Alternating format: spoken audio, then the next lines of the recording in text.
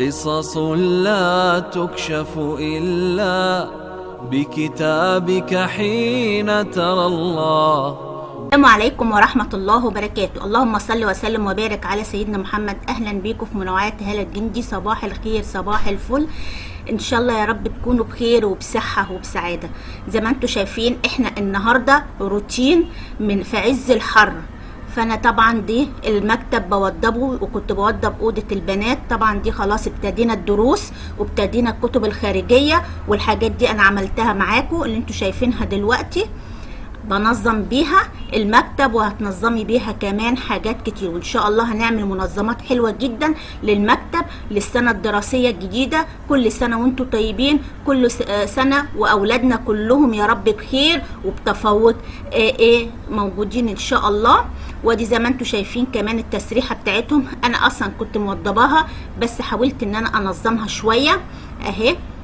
وزي ما انتم شايفين العرايس اللي كانت محطوطه ديت انا عملتها برضو معاكم اهي. كل دي طبعا قلت بقى امسح الاوضه واروقها اوام كده، لانها هي كانت اصلا نظيفه يا دوبك ما خدتش مني وقت.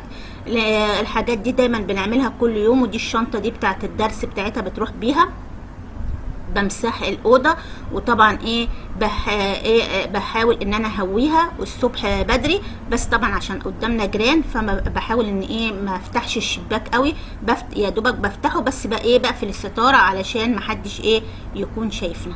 زي ما انتم شايفين اوضه بسيطه جدا، سامبل ما فيهاش اي يعني افتساكات قوي اهو. زي ما انتم شايفين ده المكتب بتاعهم. وان شاء الله زي ما انا قلت لكم هنعمل منظمات جامده جدا للمكتب ان شاء الله. طبعا دخلت المطبخ، ابتدينا بقى نغسل مواعين، لان كان كسلت صراحه ان انا اغسل المواعين قبلها بيوم.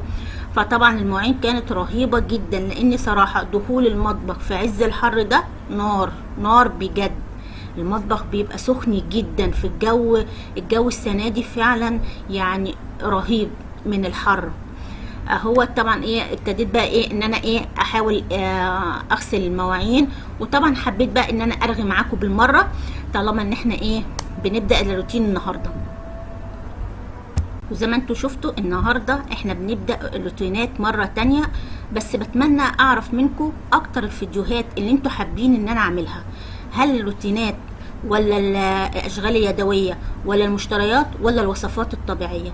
في بنوته قالت لي في الوصفات الطبيعيه ان انا برغي كتير. انا مش برغي كتير زي هي متخيله. انا ببقى حابه ان انا اقول الوصفه بطريقه بسيطه وسهله وبكررها اكتر من مره علشان البنوتات اللي ما سمعتش مثلا الوصفه علشان تطبقها صح. لان اي وصفه طبيعيه لو طبقتيها صح بتاخدي نتائج منها مذهله ما كنتش تصوريها. وكمان الوصفات الطبيعية محتاجة انك تداومي عليها، مش مجرد هتعمليها مرة وخلاص. الوصفات الطبيعية دي حاجة طبيعية من الطبيعة، فهي ما بتأثرش على البشرة، بل بالعكس بتدي نتائج مذهلة جدا على البشرة.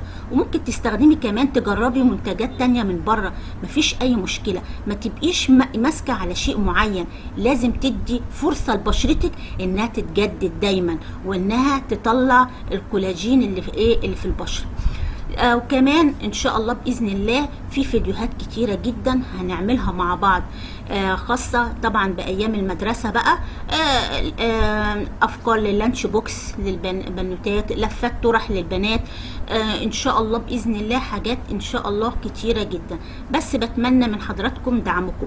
وكمان عايزه اشكر كل اللي بيكتب لي تعليق حلو جدا. بتمنى يا رب على قد ما بتسعدوني ربنا يسعدكم الاف المرات.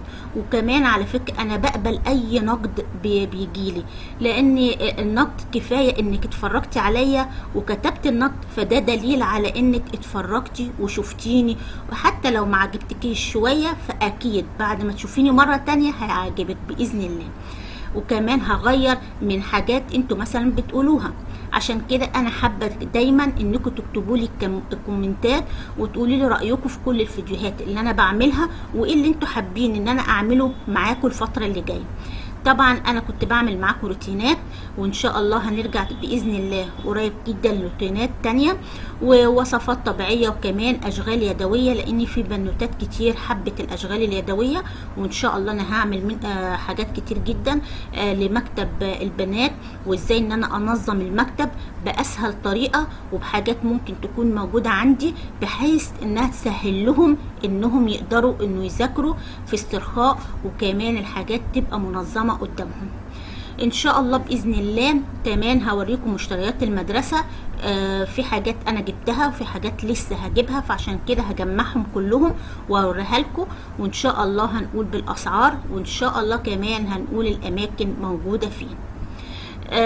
اتمنى يا رب ان الفيديوهات تكون نال اعجابكم، وما تنسوش الاشتراك في القناه وتدعموني كويس جدا، وكلماتكم الحلوه على راسي من فوق. زي ما انتم شايفين طبعا انا بعد ما بخلص المواعين لازم اغسل الحوض كويس جدا، علشان الحوض والمطبخ كل ما بيبقى نضيف بتحس ان الشقه كلها نضيفه. الاساس هو المطبخ، بتحس براحة نفسية جامدة جدا. اكيد مننا كتير طبعا بيكسل، وده شيء طبيعي، لان طبعا في الحر ده بتبقيش يعني طايقة نفسك اصلا انك انت تدخلي المطبخ، والجو بيبقى نار والفرن والصهد والحاجات بصراحة بتخليكي ساعات بتكسلي، وده عادي بالنسبة لينا. بس طبعا بنرجع اقوى من الاول وبنعمل حاجتنا، لان احنا ما بنحتاجش حد يساعدنا، ان احنا لازم نكون برضو قد المسؤولية وقد ايه الحاجات اللي بنعملها. زي ما انا ان شاء الله باذن الله هنعمل مع بعض حاجات كتيرة جدا. دلوقتي اهو ده الغدا، الاولاد ما حبوش انهم ياكلوا اي حاجة فيها صلصة، وبصراحة مع الحر ده فاحلى حاجة الجبنة والعنب او الجبنة والبطيخ، بتبقى اكلة حلوة جدا والله، احلى حتى من الطبيخ. وطبعا بعد كده اهو خدت كل الهدوم الخروج انا جمعتها اللي هي مش نضيفه، ورحت غسلاها وقلت انشرها اخر النهار، لان الشمس بتبقى عندي في البلكونه جامده جدا.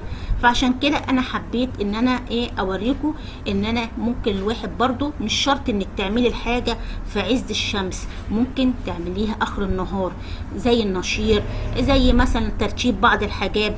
يعني ما تحاوليش تزنقي على نفسك قوي. غير كده انا حابه ان انا في القناه بتاعتي تكون متنوعه، عشان عايزه احبب البنوتات الصغيرين اللي لسه هيبتدوا يتجوزوا انهم ازاي يهتموا ببيتهم ويرتبوه وينظموه ويبقوا ستات بيوت شاطره، وفي نفس الوقت ازاي تهتمي بنفسك وتكوني بنوته جميله ببيتك وتكوني آية من الجمال. عشان كده انا بحب ان انا تكون القناه بتاعتي متنوعه، وكل حاجه انا استفدت بيها نفسي كل الناس تستفاد هي كمان بيها، وكمان من خبرتي، لان انا ام وزوجه، فحابه ان انا اعرفها ايه اللي انا بتاع دوت اثر معايا، وايه الحاجات اللي انا فادتني جامد جدا، وايه الحاجات اللي وقفت معايا. فان شاء الله باذن الله في فيديوهات كتيره جدا بالمعنى ده، وهتخلي البنوتات ان شاء الله اللي مقبله على الجواز ازاي تتحمس لبيتها، وازاي يبقى عندها وقت لنفسها وكمان لجوزها. ان شاء الله باذن الله في فيديوهات حلوه، واتمنى يا رب انكم بس تدعموني وتشتركوا في القناه وتفعلوا الجرس، وكومنتات حلوه كتيره زيكم. زي ما انتم شايفين انا طبعا العبايات السمراء بغسلها على ايديا، اما الملابس التانية بتتغسل في الغسالة. فبصراحة انا بحب العبايات يعني في المشاوير السريعة، لانها يا دوبك بتجيبيها من الدولاب وهي كده كده بتبقى مكوية، انا ساعات بكويها كلها واروح لابساها على طول، فبتبقى سهلة عليكي جدا انك تخرجي كده على طول كده. بصراحة العبايات بتبقى مريحة كمان في الخروج. وطبعا الطرح انا ببقى غسلاها طبعا برضو لوحديها، واتمنى انك الفيديو يكون نال اعجابكم. والاشربيات طبعا اهي، والطرح بنشرها زي ما انتم شايفين. انا بحب ان انا اكون معاكم على طبيعتي، ما بحبش اكون متكلفه او احس ان في حاجات لازم اعملها. اتمنى يا رب ان الفيديو يكون نال اعجابكم. لو نال اعجابكم ما تنسوش الاشتراك في القناه وتفعيل الجرس ولايكات كتيره حلوه زيكم، ونتقابل في فيديو جديد وانتم في منتهى الصحه والسعاده اللي في الدنيا كلها.